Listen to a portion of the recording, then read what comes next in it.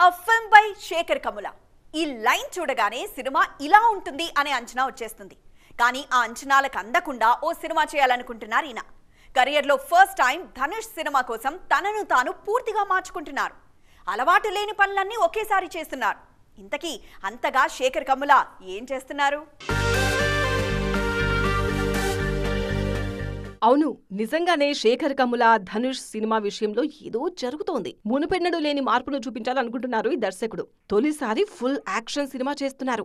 ధనుష్, రష్మిక ఈ సినిమాలో జంటగా నటిస్తుంటే నాగార్జున కీలక పాత్ర పోషిస్తున్నారు. ప్రస్తుతం ఈ చిత్ర షూటింగ్ వేగంగా జరుగుతోంది. లవ్ స్టోరీ తర్వాత 3 ఏళ్లకు పైగా టైం తీసుకుని ఈ కథ రాసుకున్నారు శేఖర్ కమ్ముల. ధనుష్, నాగార్జునలతో దీన్ని పాన్ ఇండియన్ స్థాయిలో తెరకెక్కిస్తున్నారు కమ్ముల. ఈ సినిమాకు ధారావి టైటిల్ పరిశీలిస్తున్నారు. ధారావి ముంబైలోని ప్రధానమైన మురికివాడ. ఈ ఏరియాకు మాఫియాను లింక్ చేస్తూ శేఖర్ కమ్ముల ఈ సినిమా చేస్తున్నట్టు తెలుస్తోంది.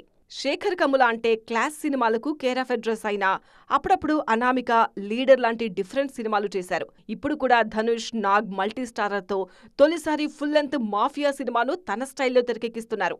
దేవిశ్రీ ప్రసాద్ ఈ సినిమాకు సంగీతం అందిస్తున్నారు. మరి శేఖర్ కమ్ముల నుంచి వస్తున్న ఫస్ట్ యాక్షన్ సినిమా ఎలా ఉండబోతుందో చూడాలి.